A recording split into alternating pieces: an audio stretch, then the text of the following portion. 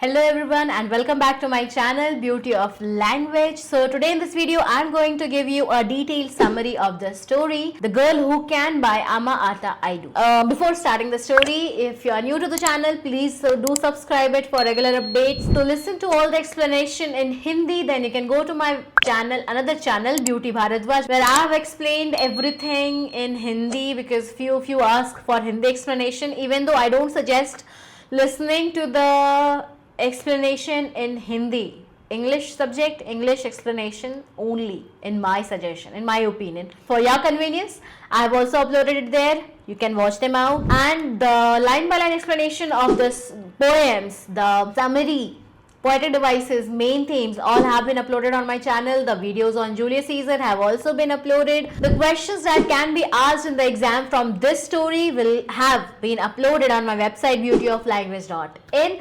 So you can go there and read all the questions because I haven't explained it here because that will make the video too long. I want to keep it short and as detailed as possible. And also I have made this in such a way that you will not have to go through the text. Watch this video, that will be enough for you to think for the answers that will be asked in the exam. Okay, now so let's get started. The main character of the story is Adjoa,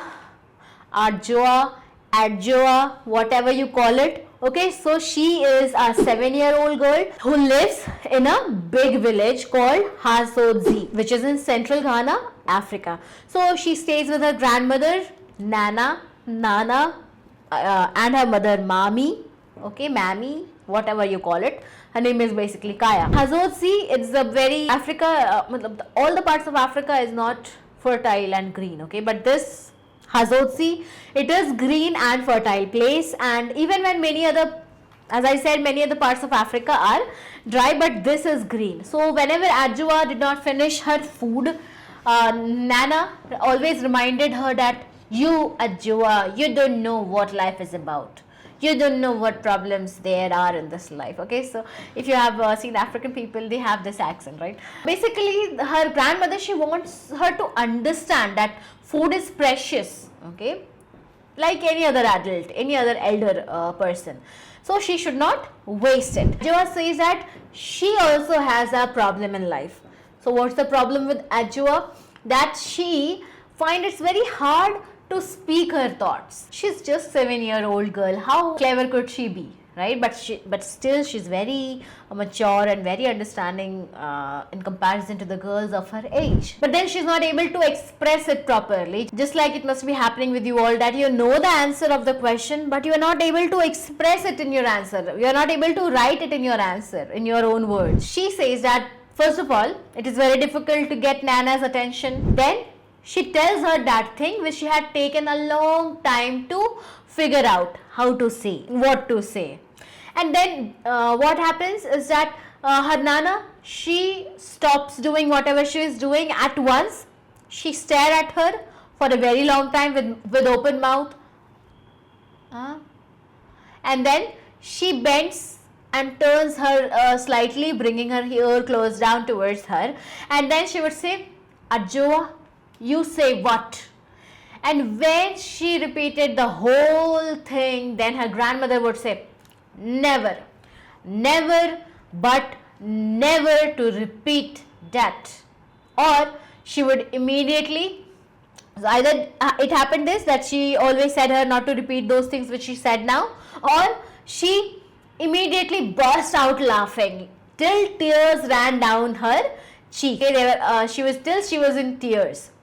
And sometimes it happened that she would say that to a few other lady till all of them, they started laughing till they were all in tears, wiping their tears. So basically she says that whenever she shares, whenever Adjoa shares her opinion, the elders, they react in a way that makes her feel bad. Nana either scolds her and tells her never to say those words again, or she laughs loudly. Then Nana may repeat Adjoa's words to another elder and they also laugh. So because of all these things happening, Adjoa, she feels confused, and then she decides that it's better not to speak what's in her mind at all. Next, Adjoa says that her two favorite people, that is her Nana and her mommy. They fought over one thing, and that was her legs. Okay, so Nana has a problem with her legs because she thinks, okay, Nana thinks that Adjoa's legs are too thin, okay, and too long for a girl. Then her daughter, means Adjoa's mother, she tries to make her understand that, and she tries to explain her that there are babies who are born without legs, but at least, so she must be happy that at least Adjoa has got legs. But then Nana still does not stop. She says, what kind of legs? As if trying to say that, ठीक है, पैर हैं, तो ये कैसे पैर हैं? And at this moment, her mother, she started weeping from inside. Weeping from inside means she was very sad. She got very sad, which her mother, the inside weeping, which her mother never heard.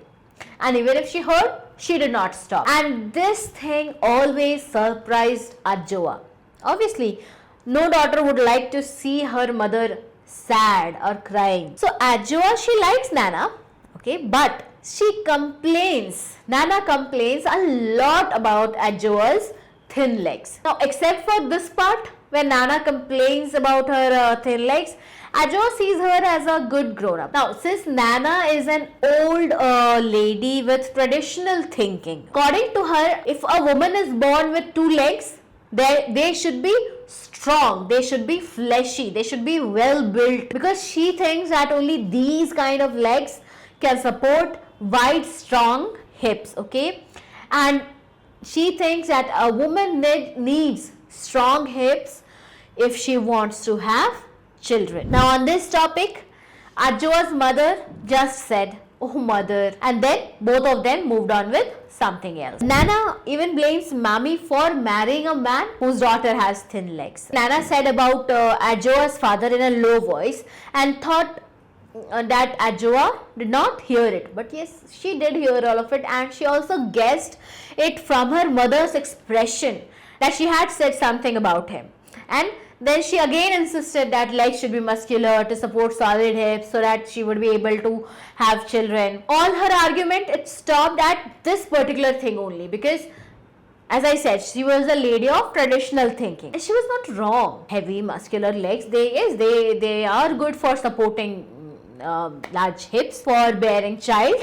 Biologically, she is correct. But then a girl's sole purpose is not just to have babies. She was a traditional lady, so she thought that a girl has nothing else to do in life when she grows up other than having children. As Nana keeps saying this, Adjoa, she becomes curious. As I said in the beginning itself, that she was very curious, intelligent girl. She wants to see what women's legs look like, especially women who have had babies. But in her village, that was very difficult, because older women, they always used to wear long cloth wraps, so she can't see their legs. Then she thought that she might be able to check if she was allowed to bathe in the river in the evening where the other women bathe. But she was never allowed to go there. After a lot of begging, her mother and Nana only let her play in the shallow part of the water, okay? They did not allow her to go deep in the water, where other little girls like her were playing in the shallow water. For proper bathing, she used a small bathhouse behind their hut. So the only bare legs, okay, so the only legs that she had really seen were the legs of girls her age. Now, some older schoolgirls, and the legs of her mother and Nana. And she assumed her mother's and Nana's legs must be the right kind, because Nana had a child and her mother also had a child. So she thought that her friend's legs, it looked normal to her, but she still couldn't tell if they were the kind that Nana described, strong and fleshy enough to support the hips a woman needs to have for children. Now, Adjoa says that her school was about 5 kilometers away, and many students complained about the long walk that they had to travel 10 kilometers, 5 kilometers to go, 5 kilometers to come back. But Adjoa, she did not mind, because she liked school, and walking such a long distance had never been an issue for her. Why? Because she had long legs. Other than her legs, school was another topic that her Nana and Mommy talked about a lot. Nana and Adjoa's mother often talked about school, but they did not agree. Nana felt that going to school was a waste of time, even though Adjoa did not fully understand. But why she thought that? Because Adjoa is a girl of new generation. Her Nana is a lady of old generation. Girls were not educated. Okay, they did not have the opportunity to be educated. A thing which is very common for Adjoa to see today. That yes, all the girls are studying in school, so not going to school is not much an issue. So on this thing, Adjoa's mother, she disagreed very strongly. Okay, she told Nana that because she never went to school, means Adjoa's mother, she never went to school, she always felt stuck in darkness. She always felt limited, unaware. So that is why she wanted her daughter to study so that Adjoa could at least learn to read, to at least write her own name and do basic maths. She believed that education would help Adjoa's future and she would still get married later if she wanted. And on this, her Nana, she just laughed and gave sarcastic comments. So Adjoa was very good at running and had been winning races for years. But she never told her family because she thought that it wasn't important enough to be told at home. So one year she was chosen to represent her school in the district sports week. So Nana and Mommy, they were both surprised, they were both happy. So though Nana did not believe at first, she even went to her school to confirm it if it was true. And for the first time, Nana looked so pleased. Something related to school, okay? After that day, Adjoa often noticed that Nana secretly, she used to look at her legs in a very strange way, okay?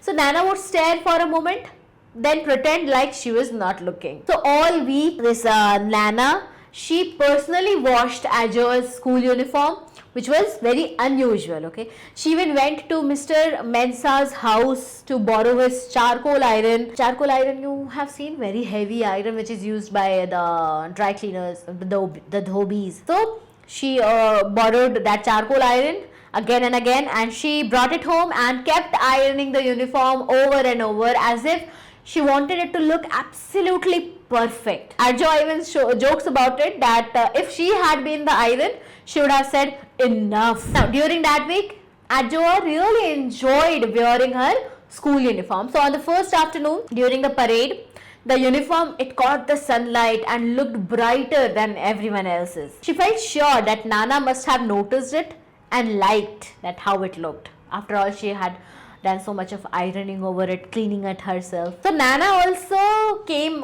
with them to town every afternoon during the district sports week. So each day she chose a fresh set of her old clothes from a big brass bowl. So these clothes of Nana, they were heavily starched, okay, so starched that they were very stiff, so stiff that they made a creaking sound when she walked. Starched, you understand, no? Kadak bilkul. Even though Nana came along, she always walked far behind the school children as if she was not with them and was going somewhere else on her own.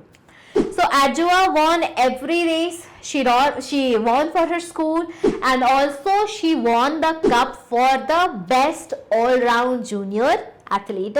So Nana had earlier said that she did not care much about these things, but now she felt differently. She decided to celebrate it in her own way. She carried the shining cup on her back, okay, the way people carry babies. If you must have seen the African people, they carry the babies on their back or any precious things, they carry it on their back. So this showed how proud she was. So when they arrived in their village, she entered the compound of her house, showed Adjoa's mother the cup before giving it to the headmaster. So Adjoa feels that, Adjoa says that she feels that adults can be very confusing because at that moment, Nana was holding Adjoa on her lap and she was crying quietly. Okay, she kept whispering to herself that even thin legs can be useful. So Nana said that if legs are not thick and strong for carrying wide hips, they can still run. and also it can be precious, it can be valuable. So Adjo understood this thing because she had felt the same thing for a long time. She believed that legs would not be judged only by whether they can support hips for having babies or not. So legs can be useful in other ways too. Legs can do other things also, right? It's not just for carrying babies. But Adjoa, she was always scared to say this openly. She feared that the adults would either scold her badly and tell her never to repeat it, or they would laugh at her until their tears came out. So now Adjoa felt that it was better that Nana understood the truth through Adjoa's success in running, even though Adjoa never planned to prove it like this. Now, meanwhile, Adjoa's mother, she stayed silent as she usually did. Obviously, she also must be feeling very proud deep inside, even though she never expressed. Okay, so basically the story highlights that how the society, the patriarchal society, it judges women mainly by their bodies, expecting them to have strong legs and wide hips only to bear children. But Adjoa's success in running with her thin legs, spindle legs, which Nana said, it changed Nana's way of thinking and showed that girls can achieve way more than that. They can achieve way more when they get education and opportunities. So that is all about the story The Girl Who Can by Ama Ata Aidoo. I'll see you in my next video with the explanation of another story from Treasure Trove in ICSE class 10. Till then, bye bye. Take care.